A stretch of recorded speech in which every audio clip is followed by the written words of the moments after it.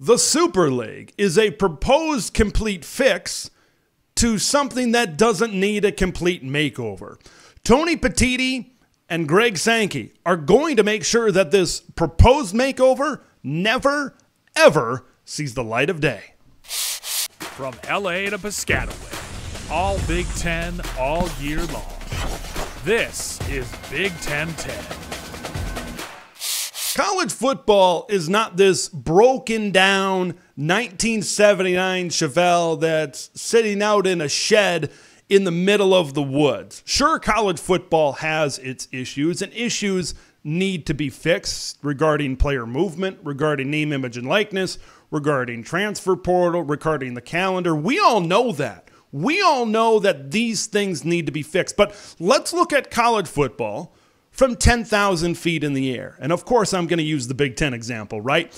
Michigan and Ohio State just drew on average in their last regular season meeting in November of 2023, drew on average 19.1 million viewers, and it peaked somewhere in the 22 range. That is the highest viewed college football regular season game in the history of Fox. College football is as popular, maybe, as it has ever been. There are certain issues that need to be fixed. But college football is going to continue stepping up the ladder on the stairway of popularity. The college football playoff is going to be a big part of that, because now you're going to see fan bases that most years otherwise thought that they wouldn't have a shot at winning a championship. They're going to be in a postseason. They're going to be in the room, on the field, to decide whether they hoist the trophy at the end of the year or not. And I think that's going to engage more fan bases, and I think that is going to be good for the sport and make the sport even more popular than it has before. Now, just because something is highly viewed, just because something is popular, doesn't mean it's completely healthy.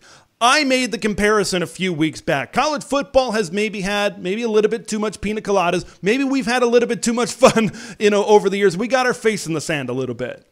But it's very easy to bounce back from that. You know who's orchestrating the bounce back? You know who's really making the changes and determining the future of college football? The Big Ten and the SEC Advisory Committee. With all due respect to those in Big 12 country. And outside of the Big Ten, I am most looking forward to what the Big 12 is going to be this season. Okay, the president at West Virginia, former president at Ohio State, and a chancellor at Syracuse and some NFL guys are not going to determine the future of college football. Look at the latest college football playoff negotiations. How Greg Sankey and Tony Petitti were able to throw their weight around to get a much higher distribution of revenue. The playoff format still to be determined. Okay, those are the two guys that are going to determine the future of what this sport looks like. Not a group assembled to really take away what college football has built in realignment over the last 10 to 15 years. The Big Ten and the SEC, and maybe more specifically their media partners, have had this ball of clay, and they have used it to mold what college football should look like. And what we've gotten is an 18-team Big Ten, and what we've gotten is a 16-team SEC. And if this College Sports Tomorrow group thinks that the Big Ten, the SEC, and their media partners all of a sudden are going to throw away what has been negotiated and what has been built over the last 10 to 15 or so years of conference realignment to get where we are, to maximize revenue at the conference level, to maximize the product at the television level, they're living in a complete and utter fantasy land. That's kind of the first thing I thought of when I saw this Super League proposal. This is something that you and your buddy on a rainy summer day figure out in the middle of the offseason, write it down on a piece of paper without any thought of conference TV rights packages, without any thoughts of a college football playoff rights packages and what has been built and what the structure of the sport really is. There is no way and I mean no way, that this sport is going to completely come crumbling down to what is being proposed by this group. The group that is in charge, the group that will determine what this sport looks like, is the advisory committee between the Big Ten and the SEC. A big reason why conference expansion has happened the way it has over the last few years is to add more value to their deal, is to add more value to what the product is for networks and what they can sell to advertisers. Let's throw up the proposed alignment for this Super League. And I'm going to give a couple of examples of what we've seen in conference realignment, like for the Big Ten, adding brands like USC, Oregon, and Nebraska over the last decade plus. And you look at the SEC, adding teams like Texas, adding teams like Oklahoma, Texas A&M, and Missouri over the last decade plus as well, and why this proposal makes next to zero negative sense, and it kind of takes college football in a backwards direction compared to where it is going right now. Like, the first thing that stands out to me and hits me straight in the face, and we went through this last summer, look at this proposal all the way to the left, the Pac-10, the conference that utterly failed to get a television rights deal, and teams left this conference to get more exposure in the Big Ten conference. We're going to get that league back together and try to sell that, and we're going to maximize our revenue by having a West Coast conference. I think one thing that we've learned throughout this whole Pac-12 saga is I don't know if a West Coast only based conference can really survive. And maybe more importantly, I don't think a West Coast based conference is valuable to networks like Fox, to networks like CBS, NBC, and ESPN as well. I think that was utterly apparent this last summer. And then bringing that back together, like, there's a reason why USC, UCLA, Oregon, and Washington all left for the Big Ten Conference. And it was not to just fall back right back into the Pac-10. I'm going to be as nice as I possibly can when talking about this, maybe about the SEC and specifically about Texas. There is absolutely zero chance that this will happen because of the University of Texas. There is absolutely no way that Texas is going to want to form Southwest Conference 2.0.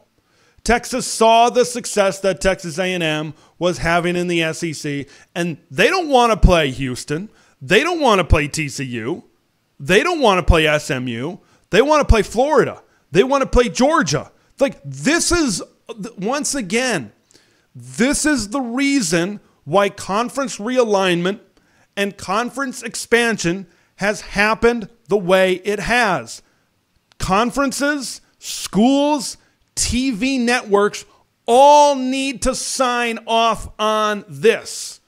Do you think ESPN would rather have Texas versus SMU or Texas versus Florida? Like, that's why consolidation has happened the way it has. Not to just revert back to a 1986 alignment. Now, there are other things involved other than the scheduling, other than the alignment, but that's been a big factor and a big talking point from the CST when it comes to this proposal as well.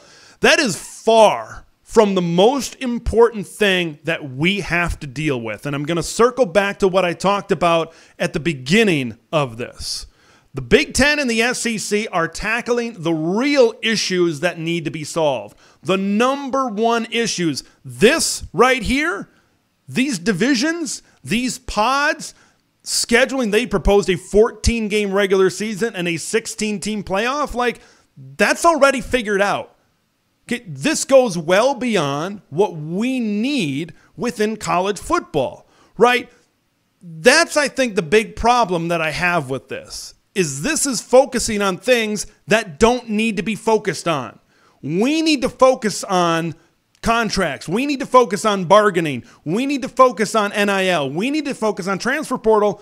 And that's what the SEC and Big Ten Advisory Committee is working on right now.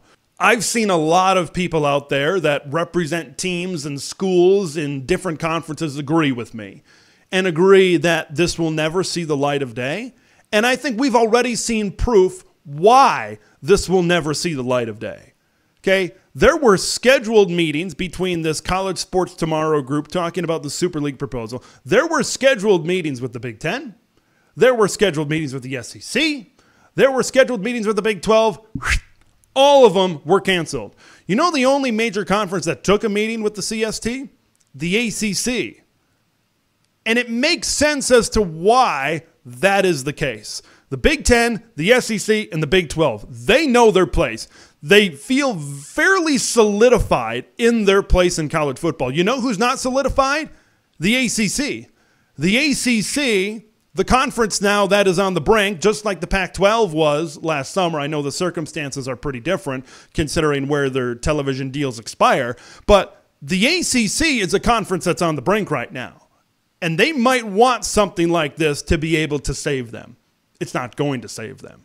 Okay, the ACC teams will find their way to the Big Ten. They will find their way to the SEC. They might even find their way to the Big 12 as well. When you talk about a super league, a real super league, wait for the 2030s. Wait for the Big Ten, wait for the SEC, and the Big 12 as three conferences to come together and form that super league that way. It's not going to be this model. We're not going to go backwards. I want to hear what you guys think. Do you agree with me? Do you disagree with me? I want to know both fronts. Leave your thoughts in the comments below on all things CST Super League. I'm Big Ten Ted. We will see you in the next one. Thanks for watching Big Ten Ted, where it's all Big Ten all year long. Make sure to like the video to spread the word of Big Ten Ted to the masses, and subscribe to the channel for updates on Big Ten content that drops every day.